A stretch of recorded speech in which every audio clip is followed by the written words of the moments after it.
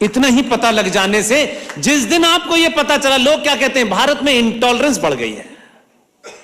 मैंने कहा इस देश में नहीं, घर घर में इंटॉलरेंस बढ़ जाए तभी राष्ट्र बचेगा।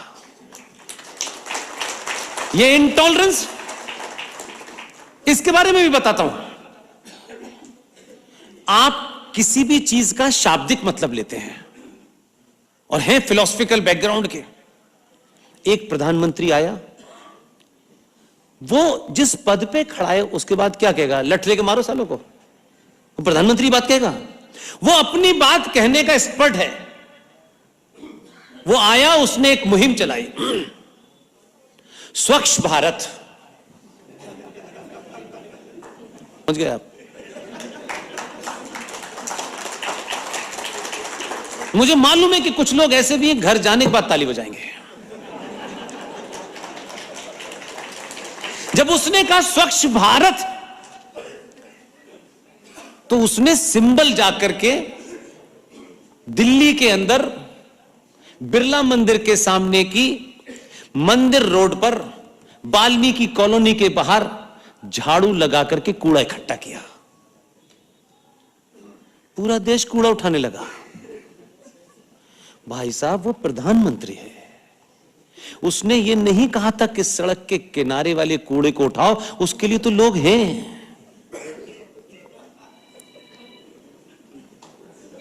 अब देर में समझ में आया।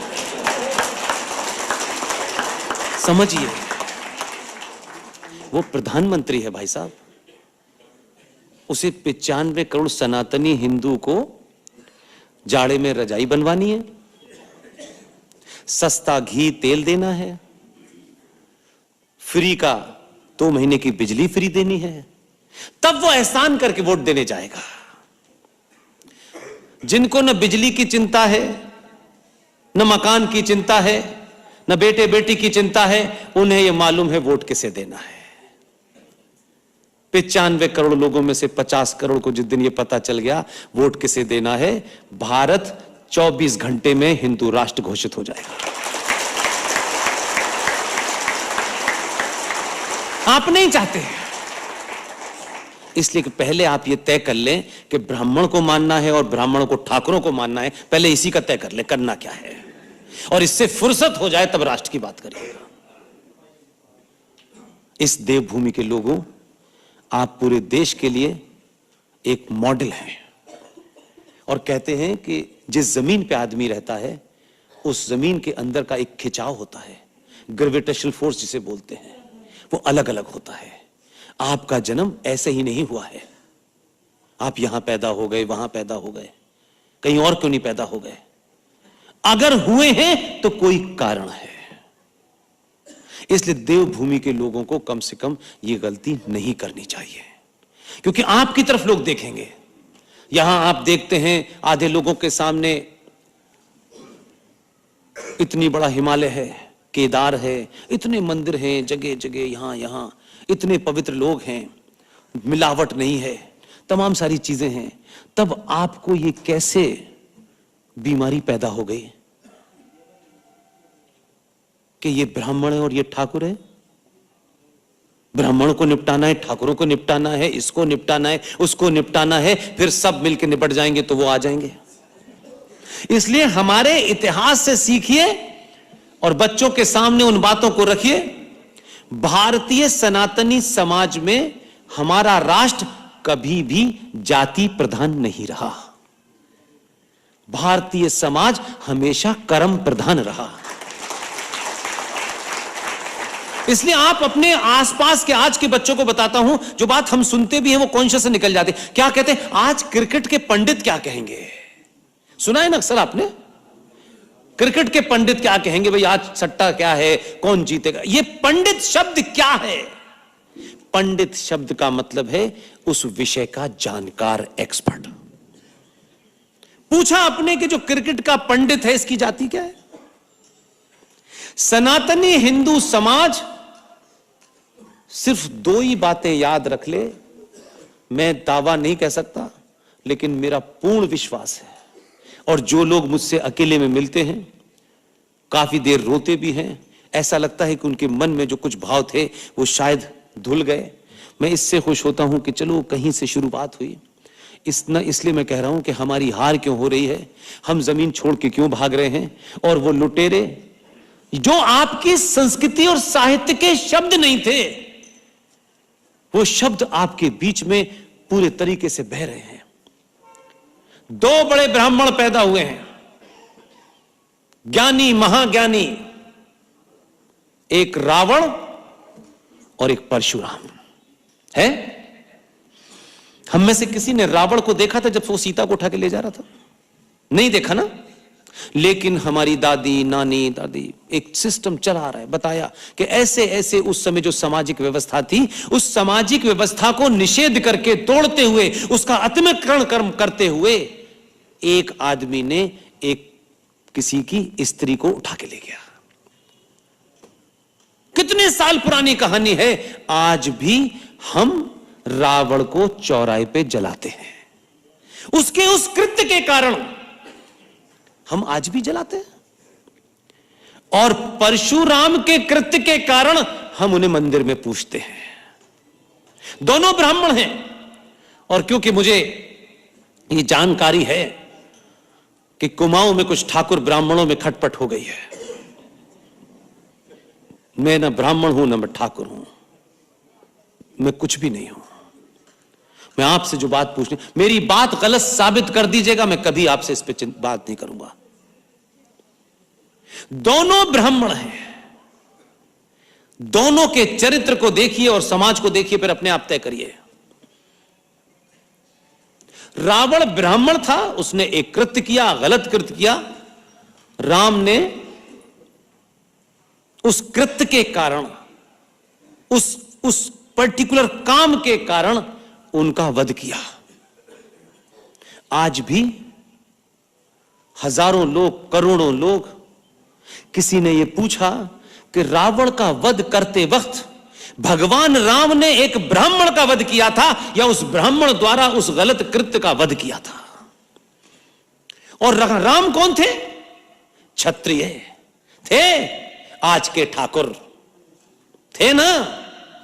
लेकिन राम के ऊपर आज तक किसी ने ब्राह्मण वध का आरोप नहीं लगाया।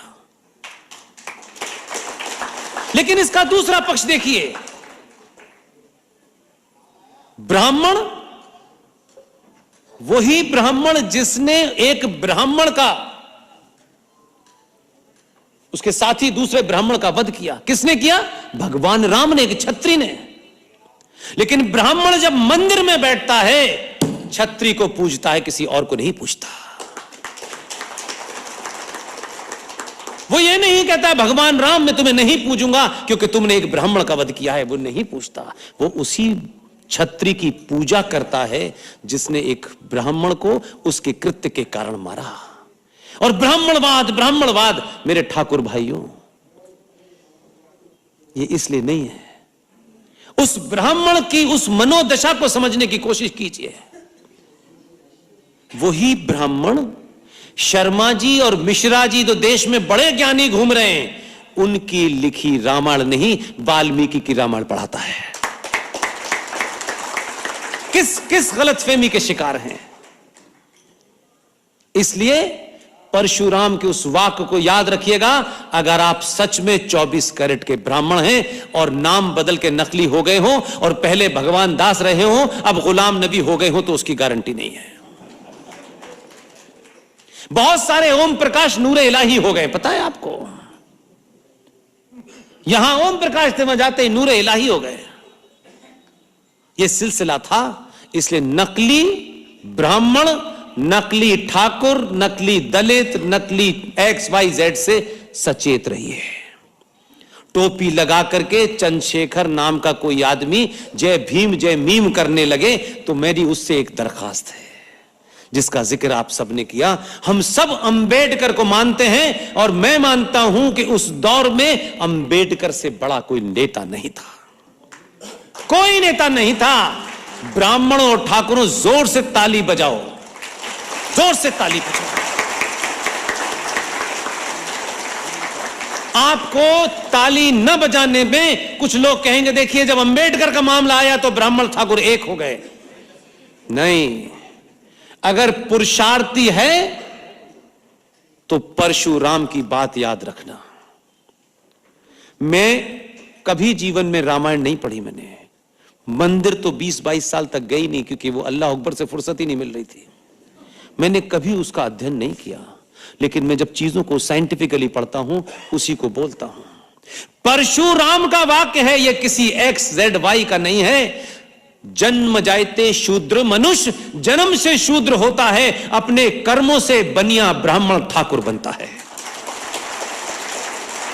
जो पढ़ गया, अब जब मैं कहता हूं पढ़ गया तो आप क्या समझते हैं मालूम है? MA कर लिया क्या? नो। सिंह साहब उसी तरफ इशारा कर रहे थे। UGC के द्वारा बनाए हुए विश्वविद्यालयों में, कॉलेज में, स्कूलों में शिक्षा मिलती है। शिक्षा का आकलन इस बात पे होता है कि आपने 3 घंटे में उस शिक्षा जो आपने पढ़ी है वो आपके दिमाग में कितनी देर तक याद रहा, और आपको उस पर्टिकुलर समय पे वो बात याद आ गई और आपने 3 घंटे में सही जवाब लिख दिया, तो लोग कहते हैं ओ बाप रे बाप, इसके 100 में से 100 नंबर आए, यार बड़ा ज्ञानी है। यही शब्द की हेर फेर है। स्कूल में शिक्षा मिलती है, ज्ञान मंदिर में मिलता है।